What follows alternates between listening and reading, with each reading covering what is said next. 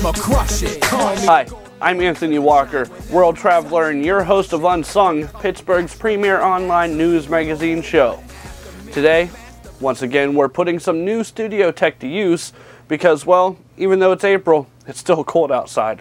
And, as it is still winter here in the Burgh, we remind you to help those helping others keep warm, just like last episode's feature, Shepherd's Heart. In this episode, Unsung talks with an organization that is keeping warm in another way, helping kids with cancer. We also hear from our area youth on how you can take action on our region's air quality. But first, as always, here's what's happening with our area nonprofits. ALS Connections announced that it has expanded its website activities to include crowdfunding for amyotrophic lateral sclerosis projects utilizing Indiegogo, a leading global fundraising platform. ALS, often referred to as Lou Gehrig's disease in the United States, affects 30,000 people in the U.S. Patients usually pass away within 2 to 5 years of the disease diagnosis. There is no cause, no treatment, and no cure.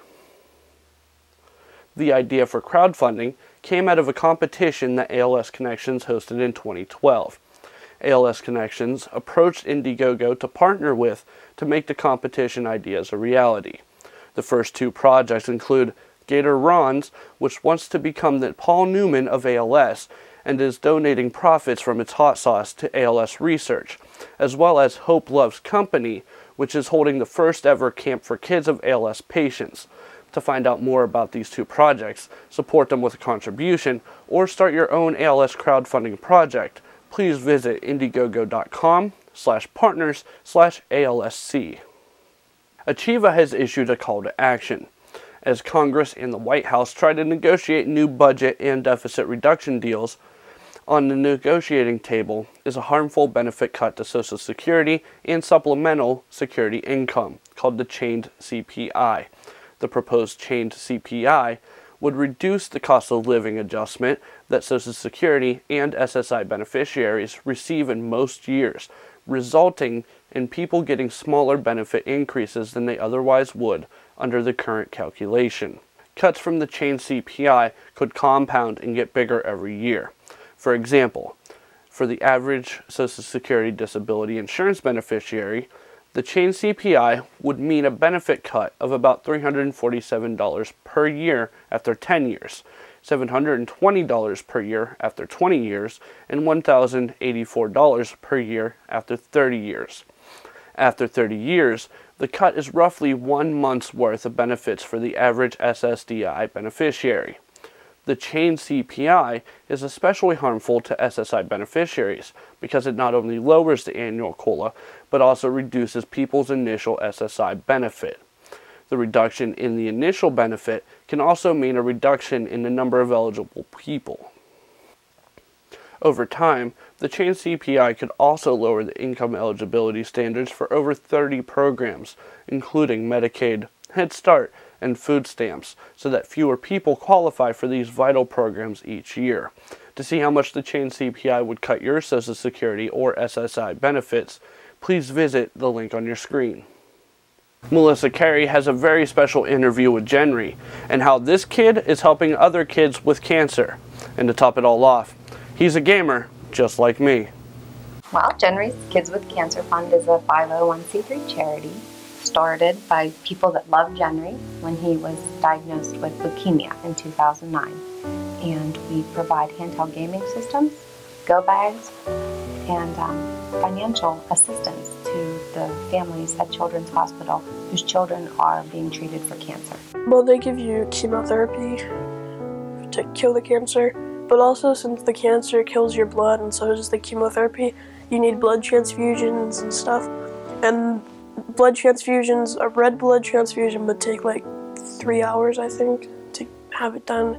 And then platelets would take 2 hours, so it would be like a 5-hour wait that you'd have to wait for. What got me through my treatments was my handheld video game, and I saw a bunch of other kids that didn't have one, and I wanted them to have one, so I asked my parents if they could give video games to kids at the hospital. And we did say no, but it wasn't because we didn't want to help. It was because obviously we couldn't afford that. People started giving money to us because they heard my idea, and we just started buying one video game at like every 3 months or whatever, and then it grew until we have how it is now. Every kid who gets diagnosed gets a video game, and if they already have a video game, then they get 2 games to go with it. It's not just video games. The older kids can pick from MP3 players. The littler ones can have a leap pad. There's a closet full of electronics for the child life specialist to hand out. And how that works is when a child comes in, the social worker knows who's there and who's not newly diagnosed. So they get our bag from the social worker, and then the child life specialist, they go and visit the newly diagnosed child, and that's when they give them one of our games. He was diagnosed at 1 in the morning, so we didn't have anything with us, not even a notebook. I couldn't even write down acute lymphoblastic leukemia. I didn't even know what it was that he had. So the next morning, a girlfriend of mine brought a bag that had everything we needed in it. And what I didn't know was that we would travel back and forth to the hospital hundreds of times because of fevers. You don't know that when you're newly diagnosed. And so we would just take that bag and go. And that's how they became go bags. People have been so amazingly generous that we've been able to move into providing for the neediest families on the oncology floor. You don't think about the widowed moms, the single moms, dads who work construction and they don't get paid if they're not on their job site. And some of these children are in the hospital a week to, one of our friends was there for almost a year trying to battle his cancer. So a lot of those parents don't get paid. They're on Family Medical Leave Act and they're not getting a paycheck. So utilities are shut off. There's no money to travel back and forth for visiting their child if they do have to go home for other kids. We have a golf outing in June on the 10th at Edgewood Country Club, and that information is on our website. Then we have our race in September on September 14th. It's called Genry's Run for Cancer Kids. It's a 5K and a 1-mile walk. And then afterwards we have live music and carnival type games, a concession stand, of course auction baskets and silent auctions, but a lot of fun. It's a lot bigger than you would think. People can get involved by helping us financially, sending a donation, or online donations are available on our website, www.genryskids.com. The go bag supplies are a big help. If you could collect those with your organization or your office, that's always a help because we give 10 to 15 of them a month. If you would like to help by being a volunteer, there's a tab on our website how you can get involved, and we always need volunteers for our events. We need golfers for our golf outing, we need runners for our race. So all of that helps. You can come to an event and bid on an auction item, or just come and enjoy the music and buy a hot dog, and all of that money is used for the kids. We want our volunteers to have this touch their heart. We want them to come and see and experience why we do this. We want them to come and understand these children and their families and the needs that there are, because most people don't understand what a cancer treatment is like for a family. You can find out what we do at genryskids.com. Students speak up and take action on air quality with the new voices of youth. Let's take a look. I believe that one person can make a difference. We are the determining factor of what's to come. It's make or break time, and if we don't step up to clean our air, our city will become obsolete. The reason youth should get involved with air pollution in Pittsburgh and all around is because they're the future of the nation. Today's youth are tomorrow's future. What can students do to help improve the air quality in Pittsburgh? They should start small at home, at school, and around their communities, and they should set a precedent for others to follow. I think a leader is really important, but even the first follower is more important.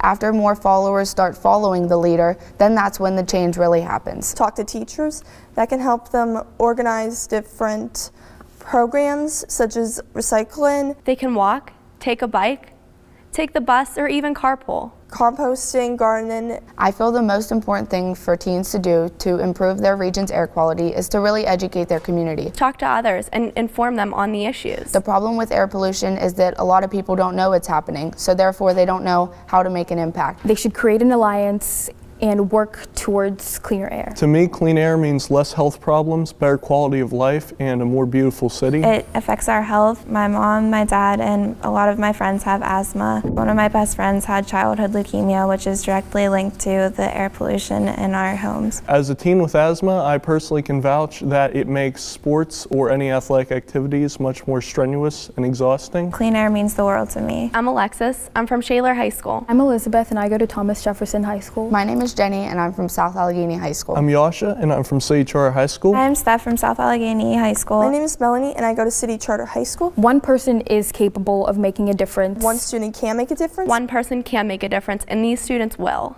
The ESO performs at Carnegie Music Hall in a magnificent concert celebrating 25 years of the Edgewood Symphony, featuring Festive Overture, Piano Concerto, Lament, and Symphony No. 4.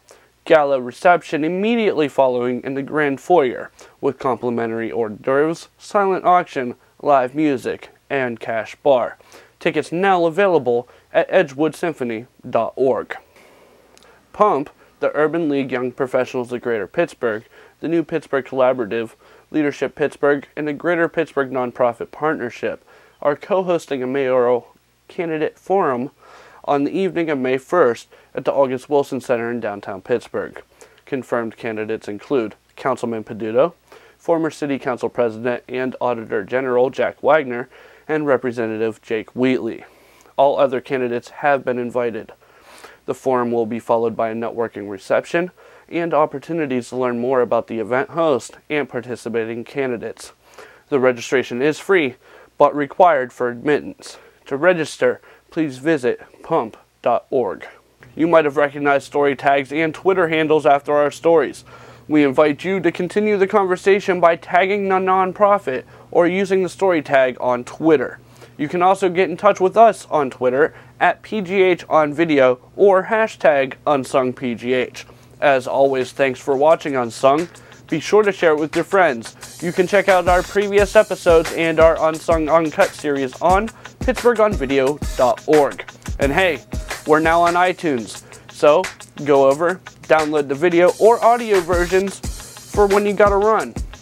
Got a nonprofit you think is cool? Let us know why, and you might just find yourself here on Unsung. You can email Christopher at whitlatchc@pghfdn.org. As always, I'm your host, Anthony Walker, reminding you to keep it awesome, Pittsburgh. We'll see you next time. So I said I'ma crush it. Call me the golden boy cause it shine whenever I touch it. Don't rush it, the flow comes naturally. Actually, the whole hood after me.